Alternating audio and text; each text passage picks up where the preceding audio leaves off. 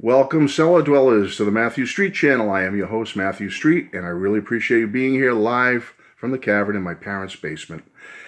Folks, I wasn't going to make this video. I watched some great videos today by Tom Hunyadi, Joe Mean Mr. Mayo, Richard the Music Maniac, and maybe perhaps there's others that have done so since.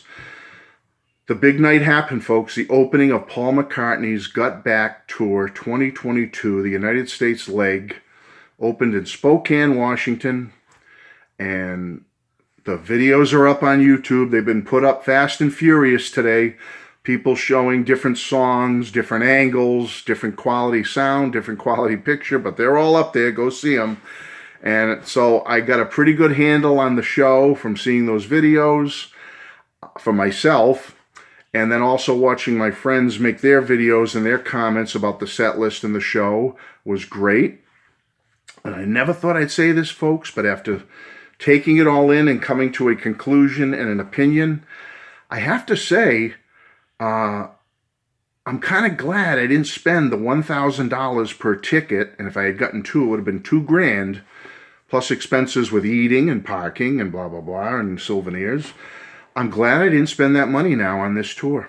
I never thought I would say something like that, folks, but I really feel good right now about myself not spending the money to go see this tour. I think I will be perfectly satisfied to live vicariously through others who have seen it. I will watch every YouTube video from every show that's posted. There were professional film crews there in Spokane, so I'm sure there'll be some type of professional pro shot footage of this tour at some point. Maybe, who knows, a recording of it. I don't know, but I am satisfied with that. I will go to the Paul McCartney website. Maybe I'll order a couple of official pieces of tour merchandise, and I'm going to call it a day. I'm happy. Okay, I'm satisfied. I will not be going to either of the two Fenway Park shows coming up later in the tour, which is not too far from me. I've seen them there twice before. And you might be saying, Matt, how can you say this? What kind of a fan are you? What's the matter with you? Folks, please don't troll me. If you know me well, you've known me 5 years I've been here. If you're someone who knows me personally, you know what a Paul McCartney and Beatles fan I am. I shouldn't even have to clarify it or prove it to you. You know, come on. I've been a fan of the guy since I was 3 years old, 1964. My parents bought me my first Beatle albums. All through the years, Paul and his music, the Beatles and the music, have been there for me to carry me through my life. I've seen Paul live almost 15 or maybe 15 times, starting with the 1989-1990 World Tour. Okay? Got my hat right here from that tour all those 32 years ago, whatever it was. I still have it. Folks, I'm a fan. I am a fan, and I don't brag, and I'm very humble, but if you've seen my video, go to my playlist. I've met Paul McCartney. Okay, you should know that from watching my videos. I gave a detailed account of meeting him and spending quality time with him one-on-one back on this tour many, many years ago. And it was one of the most exciting and rewarding times of my life to meet and spend time one-on-one, man-to-man with my hero. Okay, so I'm a fan. I shouldn't even have to prove that to you. But I do have the right to offer my opinion. I do have the right to give thoughts on it. I'm not being mean-spirited or heartless to Paul. I'm just being honest and just want to be honest with all of you. Now, the first video I saw was Tom's this morning. He did a great interview with a wonderful woman by the name of Joan, who's one of the fans on the run. If you've ever heard of that group, Mega Paul fans, they see many of his shows. Tom did a great job. Go see that interview. Two Legs, a Paul McCartney solo podcast with Tom, and Andy Nichols is his co-host. But on this episode, it was just Tom with this fan on the run, Joan. Lovely woman. Tom did a great job asking the questions. Joan did a great job answering them in detail. And I really got a good handle on this tour. They went through the set list. But one thing I will notice about Tom's video, and maybe Tom and Joan aren't even aware of this, but as an observer, as a viewer, it was palpable at the beginning of the video when they first started talking about what we would all feel, the excitement of seeing Paul again out on tour, seeing him live on stage, hearing those songs, being in the moment, being in the atmosphere with all the fans around you and all the excitement. their excitement level and their adrenaline level was up here at the beginning of the video. But you could see it kind of slipped a little bit, and they got more subtle, more, tempered in their excitement as the video went on, because they started talking about the nuts and bolts. What's on this set list? How was Paul's voice? What was, what was happening? Still a lot of excitement. I'm sure they're both very, very happy. I'm sure Joan, she's going to see him many more times. Tom is going to be seeing him. They're going to have many, many wonderful memories, I'm sure. But you could tell there was a little bit of disappointment in the set list. You could tell that, Joan was very diplomatic about it, but you could tell that there's been a dip in Paul's voice. His voice isn't what it used to be. As we all know, it's the elephant in the room, and I'm not here to critique Paul or make fun of Paul or put him down. I'm not going to do that, okay? The man's going to be 80 years old. But I have to be honest. I saw the videos for myself, folks, and as diplomatic as they were trying to be, it's very readily apparent in these videos that Paul's voice is not even as good as it was a few years ago when he was touring before COVID and all that. It has slipped a little bit more. And as this tour wears on, it could slip even a little bit more.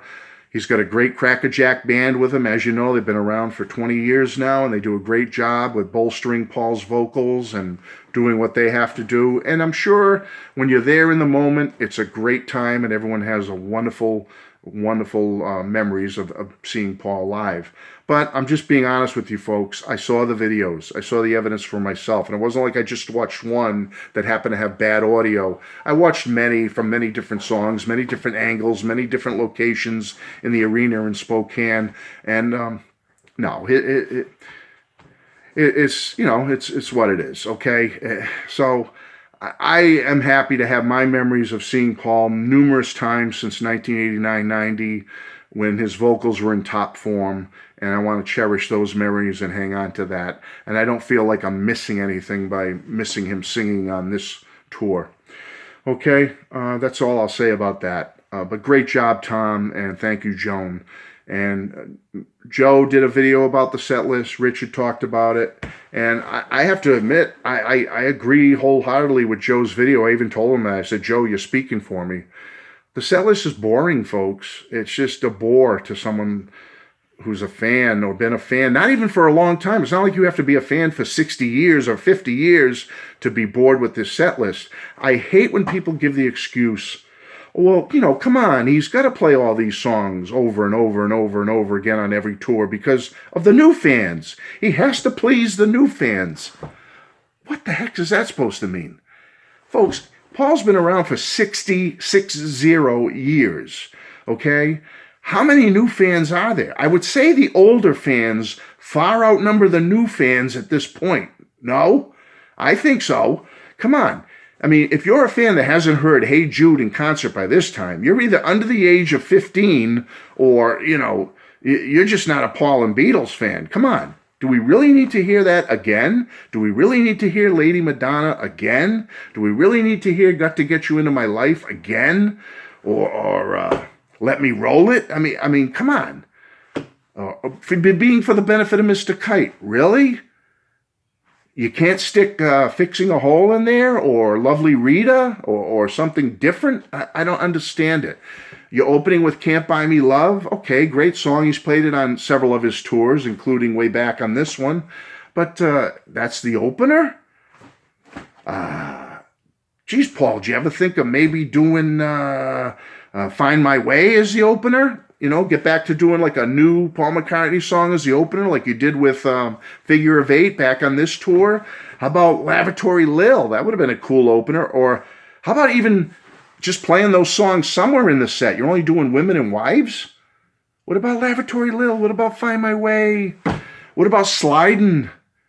For goodness sake, didn't Abe and Rusty play on that song on McCartney 3? It was the only song where Paul had some help from outside help. It was on Slidin', wasn't it? With Rusty and Abe? Am I wrong? Correct me.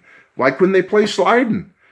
I just don't understand it. And then I thought of all the other songs he could have pulled out of his hat. I'm not saying he had to play all of these, but what about No More Lonely Nights? What about Cafe on the Left Bank? What about Wanderlust? Or Press? We've never heard anything from Press. Only Love Remains from Press. Young Boy. I would have loved to hear Young Boy. He didn't tour after 97 with Linda's passing and whatnot. What about The World Tonight? How about Pipes of Peace, Paul? My favorite Paul album, Back to the Egg. Getting Closer, anybody? Arrow Through Me? Spin It On? Uncle Albert, Admiral Halsey. What about something like that? Folks, the set list is boring. You can try to spin it any way you want. Spin it any way you want. Well, the younger fans have to hear these songs. Oh, you got to see... Paul, come on, folks. I got the list right here. Can't Buy Me Love, Junior's Farm. Okay, he's played it in several tours. Letting Go, Got to Get You Into My Life. Come On to Me, okay, from Egypt Station. Yeah, that's a good one. I'll look for a video on that one to check that one out when it comes out. Let Me Roll It, Whoopee Deal. Getting Better. It hasn't been played on too many tours. I guess that one's okay. Obviously, Women and Wives I'm excited about. My Valentine, come on, play another love song for Nancy. Dedicate another solo love song to her. Something. What else we got? Maybe I'm Amazed. 1985. They're getting stale. I've Just Seen a Face. Stale. It's been played recently. In Spite of All the Danger, Love Me Do. I'm sick of. Dance Tonight. He's done it on several tours. Blackbird. Enough. Here Today, okay, can't you pick another John song from the Beatle years, or pull out a wacky solo John song you've never done and dedicate it to your friend John? Why do you have to do Here Today again and again and again? Queenie Eye, I like Queenie Eye, that's a cool song. Lady Madonna, get rid of it. For You, I hate the song anyway, so yeah, nice if we don't hear it much, but I'm not into that song. Benefit of Mr. Kite, get rid of it. Lovely Rita, Fixing a Hole. Come on, something different besides Mr. Kite. Something. Can't you play another song and dedicate it to George? Obladi Oblada, that's getting tired. You Never Give Me Your Money, going into She Came In Through the Bathroom Window. I don't think he's done that on too many tours. I think I saw it on the 05 tour, which was great. I guess that's okay. Get Back, you kind of have to do that. Band on the Run, getting tired. Let It Be, well, with the film, Peter Jackson, you got to kind of do that one. Live and Let Die, it's getting old hat, but it's the biggest bombast and excitement for the show, so you got to kind of do that. Hey Jude, enough's enough with that one, okay? I've Got a Feeling with John singing with him. That's nice, but he should have done that years ago when he first started doing it on was it the 02 or the 05 tour? He started doing that song with Rusty singing John's parts. Why didn't you do that back then with a video of John and John singing with you? You're doing it now? It's just going to contrast the greatness of John's voice from 69 and the weakness of Paul's voice in 2022. It's going to really be offset, I think, with that. So, I don't know. Birthday, okay. Helter Skelter, old hat. Come on, at this point. Golden Slumbers carry that weight at the end. Okay.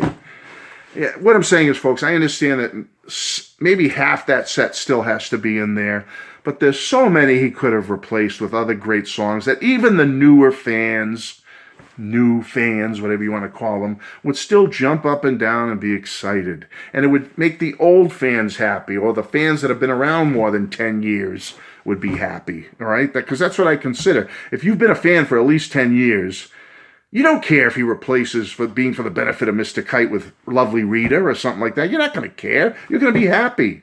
So who's he trying to please here? Just the new fans who just came on board last week, or 2 months ago when they saw the Get Back film? Come on, what about the fans for the past 60 years? Folks, it's not a good set list. I'm sorry, it's not. I'm not happy with it, and I'm glad I didn't spend the money on this. I really am. I'm going to enjoy it. I'm going to go to the website and buy some Paul stuff from the tour, my collectibles. I'll watch all the videos. I'll buy, if a DVD comes out, I'll get that, or an album, I'll get that. I'm a fan, folks.